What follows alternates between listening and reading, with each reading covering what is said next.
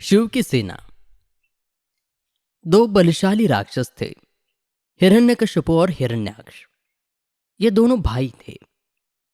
उन दोनों ने देवों पर चढ़ाई कर इंद्रलोक को जीता, मगर समय की गति बलवान है। हिरण्याक्ष एक नौका दुर्घटना में मारा गया और हिरण्यकशिपु को नरसिंह देव ने मारा था। हिरण्यकशिपु के मरने के बाद उसका बेटा प्रहलाद सिंहासन पर बैठा, मगर भगवान के भक्त प्रहलाद को हिरण्याक्ष के बेटे अंधक ने हराकर उससे राज्य छीन लिया। अंधक ने प्रहलाद को बंदी बना लिया और स्वयं असुरों का राजा बन बैठा। अंधक के मन में देवों के लिए पुराना बैर था। उसने अपनी सेना की शक्ति बढ़ा ली और अमरावती पर चढ़ाई करने की तैयारी करने लगा। इंद्र को यह बात पता चली और वो चिंतित हो उठा।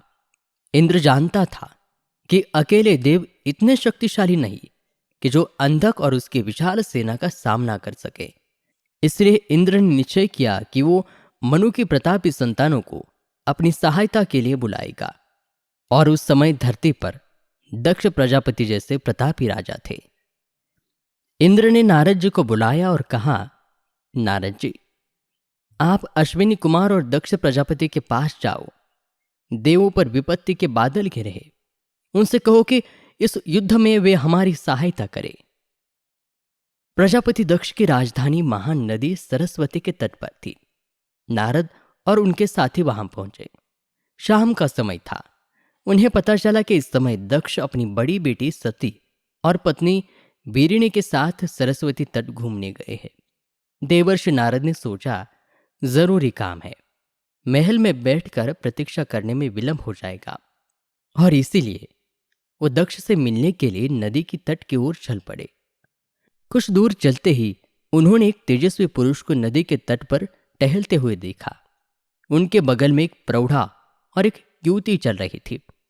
युवती की सुंदरता देखकर अतिरथ बोला, नारद जी, ये तो अप्सराओं में भी श्रेष्ठ युवती है, यहां पर कहां से आ गई? नारद जी हंसकर बोले, मित्र, ये प्रजापति दक्ष की बड़ी पुत्री सती है। कुछ ही दिनों में इसका विवाह होने वाला है। पता नहीं किस भाग्यशाली को यह वरण करेगी। और दूसरे है दक्ष की पत्नी बीरिणी। यह कहकर नारद जी आगे बढ़े और दक्ष के पीछे जाकर बोले, दक्ष प्रजापति, मैं नारद देवलोक से आया हूं। दक्ष ने पूछा, कहो, देवराज इंद्र तो सब कुशल है, अमरावती में क्या हाल चल रहा है? नारद जी ने कहा, देवराज तो कुशल है, किंतु एक संकट इंद्रलोक पर मंडरा रहा है, और इसी कारण मैं इंद्र का संदेश लेकर यहां आया हूं। इसके बाद नारद जी ने अंधक के हमले के संभावित खतरे की बात बताते हुए कहा, देवता एक युद्ध में उससे हार चुके हैं, वह फिर आगे बढ़ता चला आ रहा है। दक्ष बोले, इंद्र की सहायता करना तो मेरा सौभाग्य होगा, मैं सेना सहित जरूर आऊंगा। दक्ष ही आशा थे जो मान गए। फिर नारद जी ने कहा कि हमने धरती के दूसरे राजाओं को भी बुलाया है। आपकी नजरों में ऐसा कौन है जिसकी सहायता हमारे लिए जरूरी है? दक्ष ने कहा, एक विलक्षण व्यक्ति है जिसका प्रभाव जनजातियों पर बहुत है। वह शिव के नाम से जाने जाते हैं। सब मनुष्य उन्हें देवादिदेव मानकर पूजते हैं। तप, बुद्धि और योग में उनसे बढ़कर कोई नहीं है। यदि वो इंद्र की सहायता करने को तैयार हो जाए तो देवों की निश्चय ही विजय होगी। मुझे विश्वास है कि नारद यह कार्य अवश्य कर पाएंगे, अतिरथ ने कहा। दक्ष ने मुस्कुराकर कहा, मुझे विश्वास है कि नारद यह कार्य अवश्य ही करेंगे, अतिरथ ने कहा। दक्ष ने मुस्कुराकर कहा, मैं नारद जी के गुणों से भलीभांति परिचित हूं, पर तुम शिव को नहीं जानते। वो प्रकांड पंडित है, वो महान शिल्पी भी है, उन्हें अनेक सिद्धियां प्राप्त है। उनकी नगरी काशी इस धरती की अनुपम नगरी है। असुर, नाग, यक्ष और गंधर्व उनकी पूजा करते हैं। दक्ष की बात का सभी पर प्रभाव पड़ा। सती ने पूछा, पिताजी, अगर ऐसा व्यक्ति हमारी सहायता करे तो विजय निश्चित ही है। नारद जी ने शंका प्रकट की, मैंने शिव का नाम तो सुना है, मगर वो तो असुरों के पक्षपाती है। नहीं, ऐसा नहीं है। शिव देव और असुरों से अलग है। देव उनसे घबराते हैं, इसलिए उनसे अलग रहते हैं। मगर असुर बड़े चतुर हैं।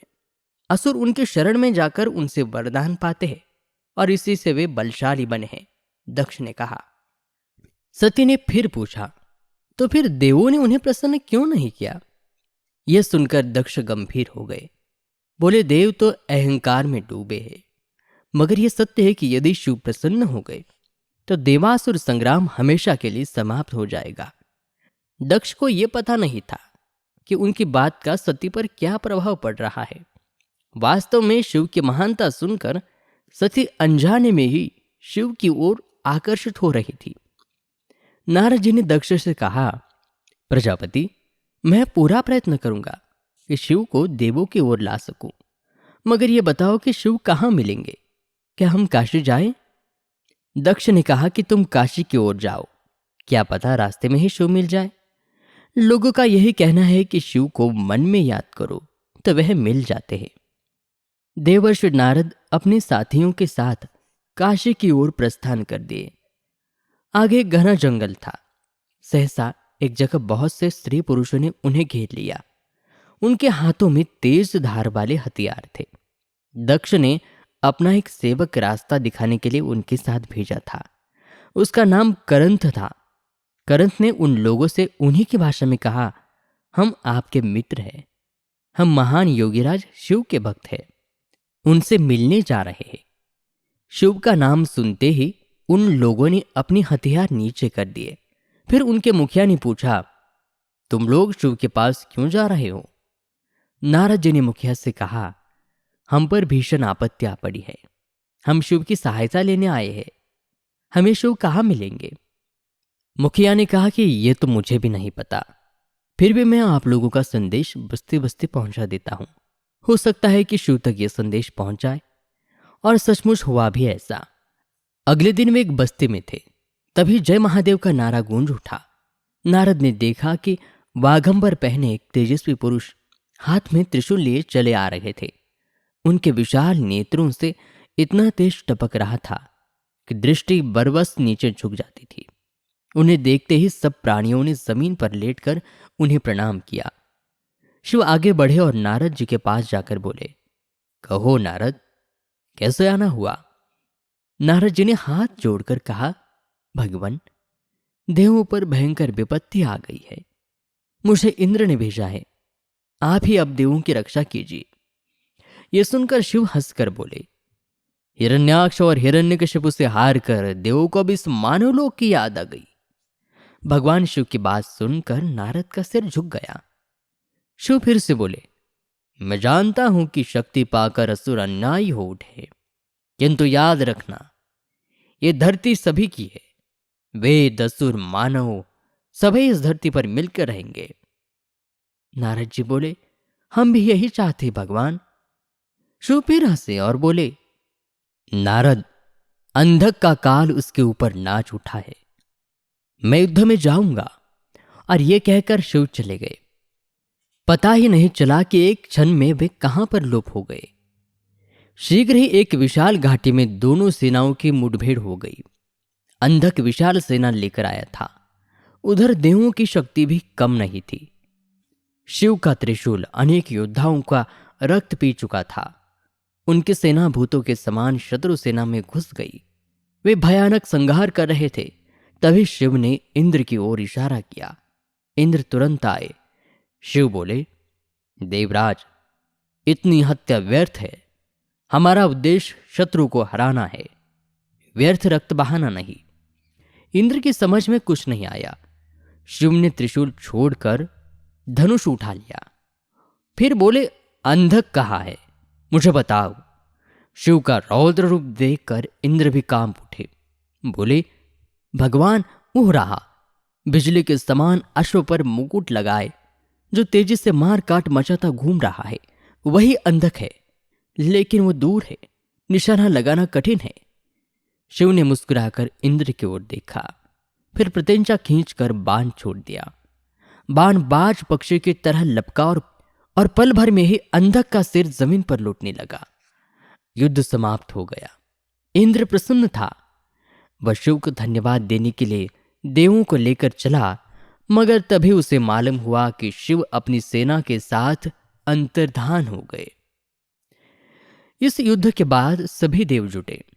सभी ने देवासुर संग्राम में दक्ष प्रजापति की वीरता की सराहना की और उन्हें धन्यवाद दिया।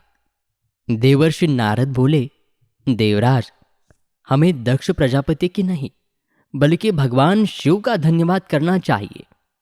युद्ध में विजय तो हमें उन्हीं के कारण मिली। और इसी के साथ ये कहानी यहाँ पर समाप्त होती है। आपको ये कहानी कैसी लगी हमें ज़रूर बताइए।